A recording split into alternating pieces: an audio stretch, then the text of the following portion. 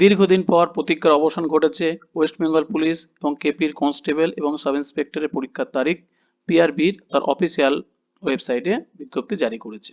তো সকল পরীক্ষার্থীদের ক্ষেত্রে খুবই সুখবর, কিন্তু সময়টা অনেকটাই কম। যাদের প্রিপারেশন আছে তাদের একটু সুবিধা, কিন্তু যাদের একটুখানি ডিটাচ হয়ে গেছিল দীর্ঘদিন গ্যাপের জন্য কোনো অসুবিধা নেই, তাদের জন্য আমি নতুন স্ট্র্যাটেজি এনে দেবো, সেইভাবে ফলো করো, অবশ্যই কিন্তু পরীক্ষায় সফল হবেই। তো এখানে আমরা কি করব একটুখানি দেখে নেব কি কি দেওয়া আছে। Preliminary examination for recruitment to the post of sub inspector unarm branch and sub inspector arm branch 2024 কবে? 12/10। তার মানে 12/10 মানে বুঝতেই পারছো, এখন থেকে যদি ধরো একদম 2 মাস 10 থেকে 11 দিন মাত্র বাকি। নেক্সট কি বলছে? 15/10। কোন পরীক্ষা? না final combined combination comparative examination sub inspector inspector, সেখানে কি আছে? সার্জেন্ট কলকাতা পুলিশের 2023-এরটা। এইটার থেকে যেটা মেন প্রতীক্ষার আরো বেশি করে, যেটা আমাদের ছেলেমেয়েরা বেশি প্রতীক্ষায় আছে, এই 1 নম্বরটা, 2 নম্বরটা আর 3 নম্বরটা। Written examination to the recruitment to the post of constable West Bengal police 2024, 30/11। তার মানে তোমরা সময় পাচ্ছ কতদিন? আজকের থেকে যদি তুমি ধরো পুরোপুরিভাবে আগস্ট, তাহলে আগস্ট পাচ্ছ, সেপ্টেম্বর পাচ্ছ, অক্টোবর পাচ্ছ এবং নভেম্বর পাচ্ছ। পুরো 4 মাস সময় যথেষ্ট। একটা ফ্রেশার্স ছেলে তারও পক্ষে কোয়ালিফাই করা কোনো ব্যাপার না। আর নেক্সট চলে আসছে যে constable, lady constable preliminary examination 1-2। এটা তো অনেক সময় আছে। স্ট্র্যাটেজি আমি বলে দেবো, সেটা কোন পরীক্ষার ক্ষেত্রে? এই পরীক্ষার ক্ষেত্রে, যেহেতু সবচেয়ে প্রথম থাকছে।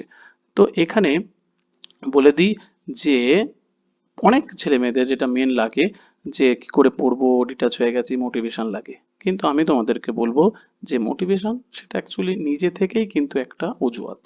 যার ভালো লাগছে না আজকে থাক, এই সব সমস্ত অজুহাত যাদের কমপ্লিট হয়ে গেছে, তাদের এখন নতুন অজুহাত হচ্ছে কি মোটিভেশন। সুতরাং মোটিভেশন এইসবের কিচ্ছু দরকার নেই। তোমাদের লক্ষ্য কি? লক্ষ্য হচ্ছে West Bengal police, KP police হোক, কনস্টেবল হোক বা সাব ইন্সপেক্টর হোক, সেই তোমাদের লক্ষ্য, সেই লক্ষ্যের জন্য কি লাগবে? সেই লক্ষ্যের জন্য ফার্স্ট তোমাদের কি লাগবে ভাই? স্টাডি ম্যাটেরিয়াল লাগবে, বই লাগবে, খাতা লাগবে, সেটাই তো লাগবে। তার জন্য কি লাগবে? বিভিন্ন রকমের পিডিএফ লাগবে, নোটস লাগবে, হ্যাঁ কি না?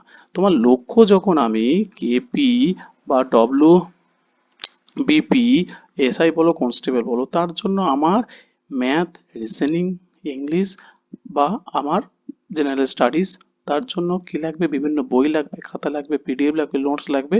আর এই সমস্ত পড়ার জন্য কি লাগবে? সময় লাগবে। আর কি লাগবে? না, মনোযোগ লাগবে। ঠিক আছে, মনোযোগ লাগবে। এবারে আর কি লাগবে? না, ধৈর্য লাগবে। আর কি লাগবে? সঙ্গে হচ্ছে গিয়ে একটা নির্দিষ্ট পরিকল্পনার মাধ্যমে, মানে স্ট্র্যাটেজি লাগবে। ব্যাস। তো এইটাই আমার কাজ, বা একটা টিচারের তাই কাজ। তুমি সমস্ত কিছু এই বই, খাতা, পিডিএফ সব বলো ফ্রিতে পেয়ে যাবে। আর যদি কারোর মনে হয় যে আমি এক্সট্রা কিছু রকম ভাবে করবো, তাহলে কারোর কাছ থেকে কোর্স তুমি কিনতে পারো, বা তুমি কোনো জয়েন করতে পারো, কোনো ভর্তি হতে পারো টাকার বিনিময়ে। সেটা গেল একটা পার্ট। আর বাকিটা কিন্তু সময় বলো, মনোযোগ বলো, এইগুলো তুমি তো কাউকে টাকা দিয়ে করতে পারো না, সেগুলো নিজেকেই করতে হবে। কিন্তু তোমার যখন টার্গেট এটা, তো তার জন্য আবার মোটিভেশন কি লাগবে? এই স্টেপগুলো নিজে নিজে করবে।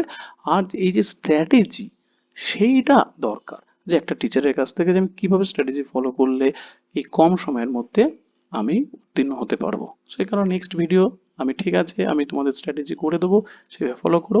ওকে।